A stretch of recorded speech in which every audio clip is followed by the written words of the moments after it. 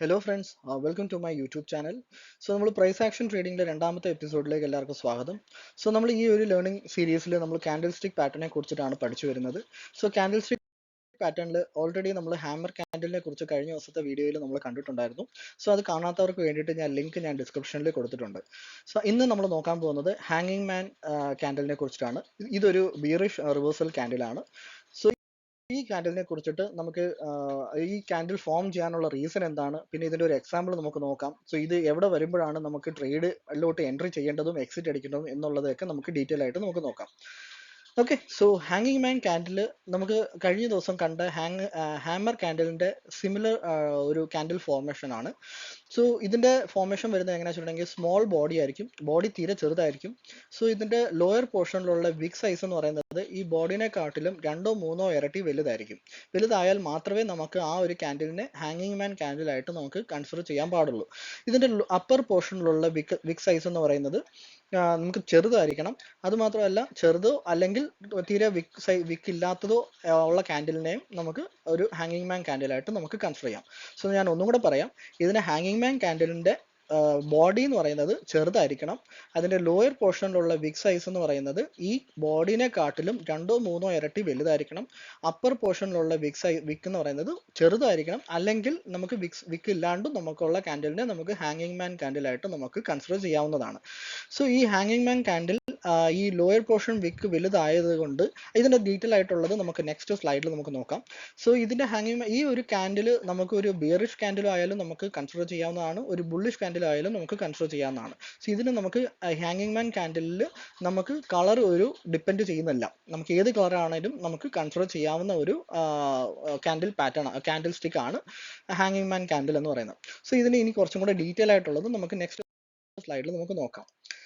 ഈ ഒരു ചാർട്ടിൽ ഒരു അപ് ട്രെൻഡ് ആയിട്ട് വരുന്ന അപ് ട്രെൻഡിൽ ഏറ്റവും അവസാനത്തെ കാൻഡിലായിരിക്കും നമുക്ക് ഹാങ്ങിങ് മാൻ കാൻഡിൽ എന്ന് പറയുന്നത്. നമ്മൾ കഴിഞ്ഞ ദിവസത്തെ വീഡിയോയിൽ നമ്മൾ ഹാമർ കാൻഡിലിനെ കുറിച്ച് നമ്മൾ ഡിസ്കസ് ചെയ്തിട്ടുണ്ടായിരുന്നു.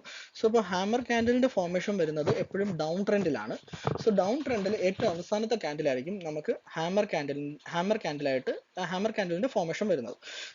അത് കാണാത്തവർക്ക് ഞാൻ ഡിസ്ക്രിപ്ഷനിൽ കൊടുത്തിട്ടുണ്ട്. അത് നിങ്ങൾക്ക് ചെന്ന് കാണാവുന്നതാണ്.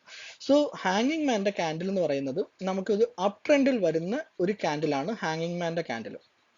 ഓക്കെ, അപ് ട്രെൻഡിൽ പൊക്കോണ്ടിരിക്കുന്ന ഒരു മാർക്കറ്റിന്റെ ഒരു റിവേഴ്സൽ എവിടെ നിന്നാണോ സ്റ്റാർട്ട് ചെയ്യുന്നത്, അതിന്റെ ഒരു വാർണിംഗ് ഇൻഡിക്കേഷൻ ആണ് നമുക്ക് ഹാങ്ങിങ് മാൻ കാൻഡിൽ എന്ന് പറയുന്നത്.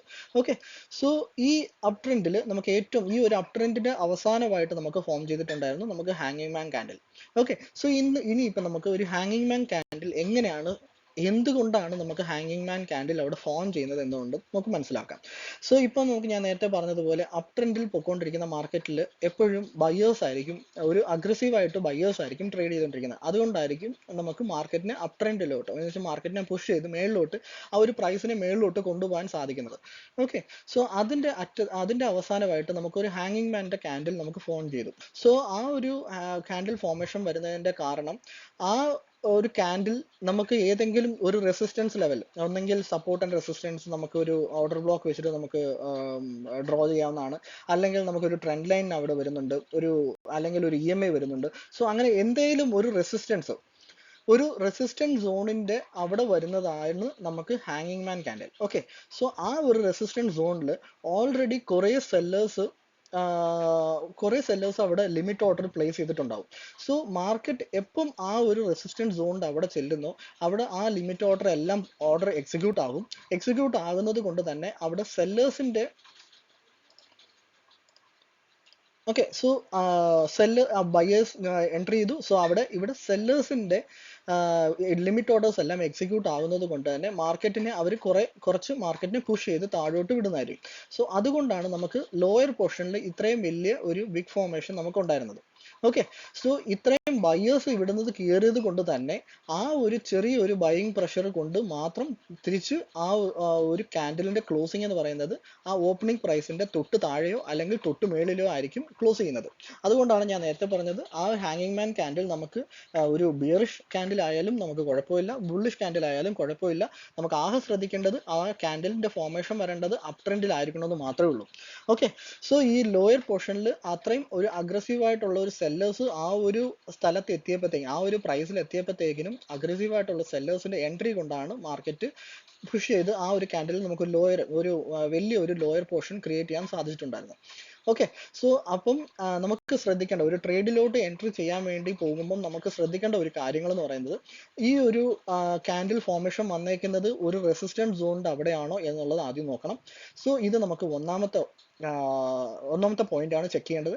രണ്ടാമത്തെ പോയിന്റ് എന്ന് പറയുന്നത്, ഈ ഹാങ്ങിങ് മാൻ ക്യാൻഡിലിന്റെ വോളിയൂം എന്ന് പറയുന്നത് നോർമൽ ആവറേജ് വോളിയത്തിനെക്കാട്ടിലും കുറച്ചും കൂടെ കൂടുതലായിരിക്കണം. സോ നോർമൽ ആവറേജ് വോളിയത്തിനെക്കാട്ടിലും കൂടുതലാകാൻ കാരണം എന്തുകൊണ്ടാന്ന് വെച്ചിട്ടുണ്ടെങ്കിൽ അവിടെ അഗ്രസീവ് ആയിട്ടുള്ള സെല്ലേഴ്സ് എൻട്രി ചെയ്തിട്ടുണ്ടോ ഇല്ലയോ എന്നുള്ളത് അറിയാൻ വേണ്ടിയിട്ടാണ്.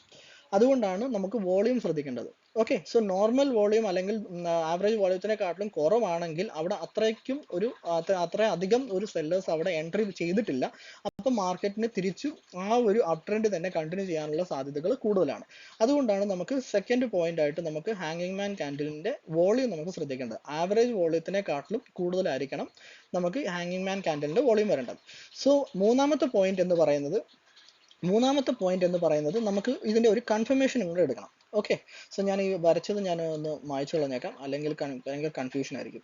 സോ ഓക്കെ, നമുക്ക് മൂന്നാമത്തെ പോയിന്റ് എന്ന് പറയുന്നത് നമുക്കൊരു കൺഫർമേഷൻ ക്യാൻഡിലും കൂടെ വരണം. ഓക്കെ, സോ ഈ ഒരു ഹാങ്ങിങ് മാൻ ക്യാൻഡിൽ കഴിഞ്ഞിട്ടുള്ള ഒരു നെക്സ്റ്റ് ക്യാൻഡിൽ ഇതിന്റെ ഹൈയുടെ മേളിൽ ക്ലോസ് ചെയ്യാൻ പാടില്ല. ഈ ഹാങ്ങിങ് മാൻ ക്യാൻഡിലിന്റെ ഹൈയുടെ മേളിൽ ഇത് ക്ലോസ് ചെയ്യാൻ പാടില്ല. അത് നമുക്ക് ഒരു ബെയറിഷ് ക്യാൻഡിൽ ആവുകയാണെങ്കിൽ നമുക്ക് അതൊരു കൺഫർമേഷൻ ക്യാൻഡിലായിട്ട് എടുക്കാം. അല്ലെങ്കിൽ ഒരു അത്രയ്ക്കും വലിയൊരു ബെയറിഷ് ക്യാൻഡിൽ അല്ല, ഈ ഒരു ക്യാൻഡിലിന്റെ പ്രീവിയസ് ക്യാൻഡിൽ എന്ന് വെച്ചാൽ നമ്മുടെ ഹാങ്ങിങ് മാൻ ക്യാൻഡിലിന്റെ ഹൈയുടെ മേളിൽ അതിന്റെ ക്ലോസിങ് വരാൻ പാടില്ല, നെക്സ്റ്റ് ക്യാൻഡിലിന്റെ ക്ലോസിങ് വരാൻ പാടില്ല. സോ ഇങ്ങനത്തെ ഒരു 3 ക്രൈറ്റീരിയ ഉണ്ട്. സോ ഇത് 3 നമുക്ക് മീറ്റ് ചെയ്യുന്നുണ്ടെങ്കിൽ നമുക്ക് ഇവിടെ ഒരു എൻട്രി എടുക്കാവുന്നതാണ്. ഈ ഒരു ഹാങ്ങിങ് മാൻ്റെ കഴിഞ്ഞിട്ട് ഈ ഒരു കൺഫർമേഷൻ ക്യാൻഡിൽ കഴിയുമ്പോഴത്തേക്കിന് നമുക്ക് ഒരു എൻട്രി എടുക്കാവുന്നതാണ്. സോ ഇനി ഒരു അഗ്രസീവ് ട്രേഡർ ആണ് എന്നുണ്ടെങ്കിൽ നമുക്ക് ഇവിടെ ഒരു റെസിസ്റ്റൻസ് സോൺ നമ്മൾ ഓൾറെഡി കണ്ടു. അവിടെ ഓൾറെഡി മാർക്കറ്റ് അവിടെ ഒരു മാർക്കറ്റ് പോസ് ചെയ്ത് കഴിഞ്ഞിട്ടാണ് മാർക്കറ്റ് അവിടെ ഒരു ഹാങ്ങിങ് മാൻ ക്യാൻഡിൽ ഫോം ചെയ്തേക്കുന്നുണ്ടെങ്കിൽ അവിടെ ഓൾറെഡി നമുക്ക് 2 പോയിന്റോളം നമ്മൾ മീറ്റ് ചെയ്തു. സോ രണ്ടാമത്തെ പോയിന്റിൽ നമുക്ക് വോളിയം കൂടെ കൺസിഡർ ചെയ്യണം. സോ വോളിയം കൂടെ ആവറേജ് വോളിയത്തിന് മേളിലാണ് എന്നുണ്ടെങ്കിൽ നമുക്ക് അവിടെ ഒരു ട്രേഡ് നമുക്ക് എൻട്രി എടുക്കാവുന്നതാണ്. ഓക്കെ, സോ ഞാനിത് റെസിസ്റ്റൻസ് സോൺ ഞാൻ ഇവിടെ മാർക്ക് ചെയ്തിട്ടുണ്ട്. സോ നമുക്ക് വോളിയം കൂടുതലാണെന്ന് മനസ്സിലായ സ്ഥിതിക്ക് നമുക്ക് ഇതിന്റെ ക്ലോസിംഗ് എവിടെയാണോ വരുന്നത് അവിടെ വെച്ചിട്ട് നമുക്ക് ഒരു എൻട്രി എടുക്കാം. ഓക്കെ, സോ ആ എൻട്രി എടുത്തിട്ടുണ്ടെങ്കിൽ നമുക്ക് ആ താഴോട്ട് കിടക്കുന്ന ഫുൾ റാലി നമുക്ക് കണ്ടിന്യൂസ് നമുക്ക് ട്രേഡ് ചെയ്ത് പിടിക്കാവുന്നതേ ഉള്ളൂ. ഓക്കെ, നമുക്ക് ഈ ഫുൾ ഡൗൺ ട്രെൻഡ് നമുക്ക് പ്രോഫിറ്റ് കിട്ടാവുന്നതേ ഉള്ളൂ. ഓക്കെ, ഇനി ഇതൊരു അഗ്രസീവ് ട്രേഡറിന്റെ, അല്ലെങ്കിൽ ഒരു നോർമൽ ട്രേഡർ ആണ്, ഒരു ലോ റിസ്കിലാണ് ഒരു ട്രേഡ് ചെയ്യുന്നത് എന്നുണ്ടെങ്കിൽ നമുക്ക് ഒരു മൂന്നാമത്തെ ഒരു കൺഫർമേഷൻ ആയിട്ടുള്ള ഈ ഒരു കൺഫർമേഷൻ ക്യാൻഡലിനും കൂടെ നമുക്ക് വെയിറ്റ് ചെയ്യണം. വെയിറ്റ് ചെയ്യുന്നത് കൊണ്ട് നമുക്ക് കിട്ടുന്ന ഈ ഒരു അഗ്രസീവ് ട്രേഡറിന് കിട്ടുന്ന ആ ഒരു പ്രോഫിറ്റ് ലോ റിസ്ക് കളിക്കുന്ന ട്രേഡറിന് കിട്ടത്തില്ല, ആ ഒരു പ്രോഫിറ്റ് കിട്ടത്തില്ല.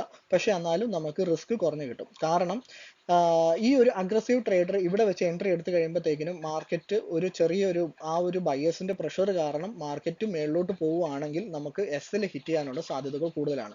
അപ്പൊ നമുക്ക് SL എപ്പോഴും വെക്കേണ്ടത് ഹാങ്ങിങ് മാന്റെ ഹൈയിലാണ്. സോ ഇതിൽ നമുക്ക് ബിഗ് ഫോർമേഷൻ ഇല്ല.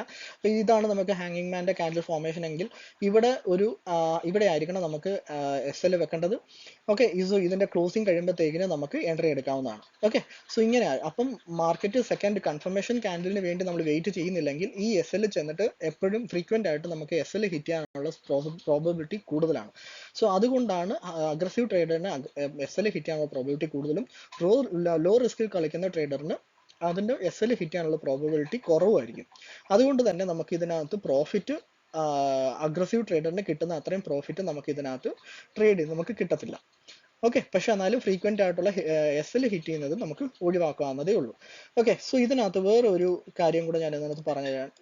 സോ ഇതിനകത്ത് നമുക്ക് ഈ ഹാങ്ങിങ് മാൻ ക്യാൻഡിലിന്റെ ക്ലോസിങ് വന്നേക്കുന്നത്, ഓക്കെ, സോ ഈ ഹാങ്ങിങ് മാൻ ക്യാൻഡിലിന്റെ ക്ലോസിങ് വന്നേക്കുന്നതും ഇതിന്റെ ഹൈ വന്നേക്കുന്നതും എല്ലാം ഒരേ പ്രൈസിലാണ്. സോ ഇവിടെ നോക്കുവാണെങ്കിൽ നമുക്ക് ക്ലോസിങ്ങും ഹൈയും വന്നേക്കുന്ന ഒരേ പ്രൈസിലായതുകൊണ്ട് തന്നെ ഇവിടെ പെൻഡിങ് ഓർഡേഴ്സ് കുറെ എക്സിക്യൂട്ട് ആകുന്നുണ്ടാവും.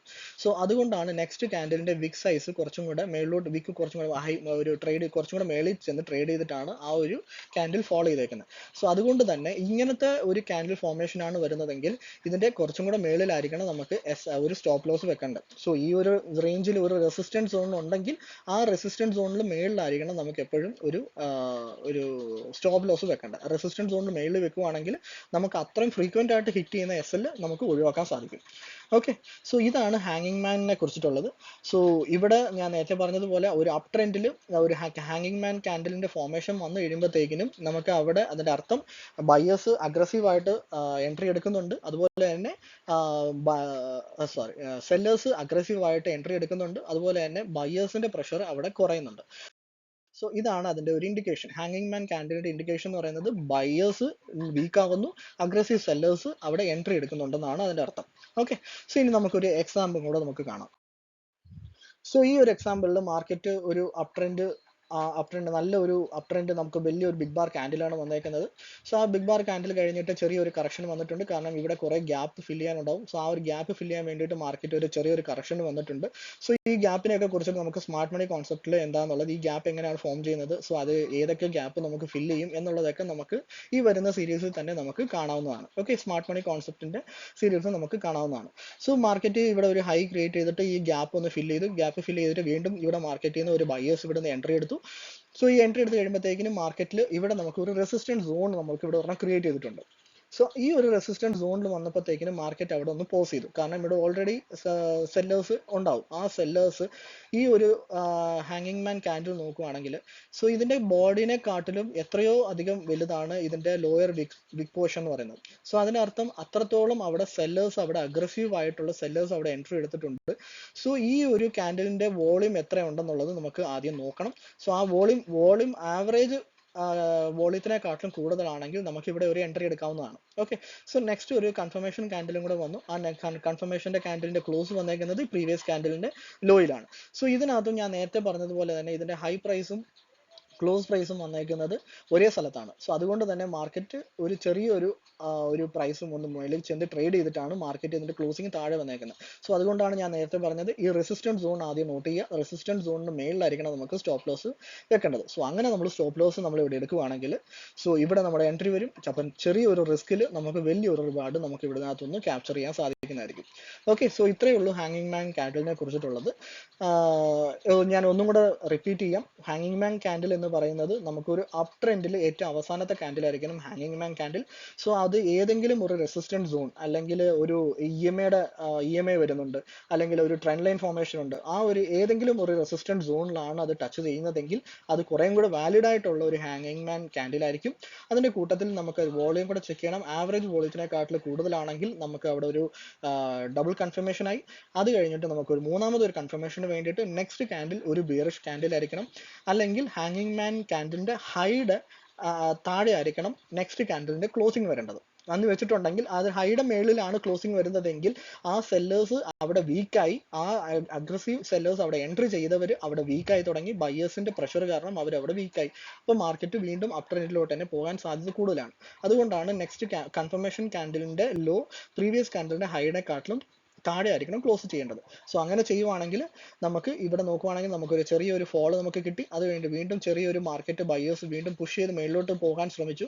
പക്ഷേ ആ റെസിസ്റ്റൻസ് സോണിൽ വീണ്ടും സെല്ലേഴ്സ് എൻട്രി ചെയ്തത് കൊണ്ട് നമുക്ക് വലിയൊരു ഫോൾ നമുക്ക് കിട്ടി. സോ ഈ ഒരു ട്രേഡ് നമുക്ക് ഈ ഒരു നല്ലൊരു പ്രോഫിറ്റ് നമുക്ക് ഇതിനകത്തുനിന്ന് ക്യാപ്ചർ ചെയ്യാൻ സാധിക്കുന്നതായിരിക്കും. Okay, so thank you so much for watching. എൻ്റെ വീഡിയോ എല്ലാവർക്കും ഇഷ്ടപ്പെട്ടെന്ന് വിചാരിക്കുന്നു. സോ പ്രീവിയസ് വീഡിയോ ഞാൻ ഹാമർ ക്യാൻഡലിനെ കുറിച്ച് ചെയ്തിട്ടുണ്ടായിരുന്നു. സോ അത് കാണാത്തവർ അതും ചെന്ന് കാണുക. സോ നെക്സ്റ്റ് വീഡിയോ ആയിട്ട് നെക്സ്റ്റ് ക്യാൻഡിലുമായിട്ട് ഞാൻ ഉടനെ അടുത്ത ഒരു വീഡിയോ ഇടുന്നതായിരിക്കും. Thank you so much for watching. എല്ലാവർക്കും ഇഷ്ടപ്പെട്ടെങ്കിൽ വീഡിയോയ്ക്ക് ലൈക്ക് ചെയ്യുക, ചാനലിനെ സബ്സ്ക്രൈബ് ചെയ്യുക. Thank you so much.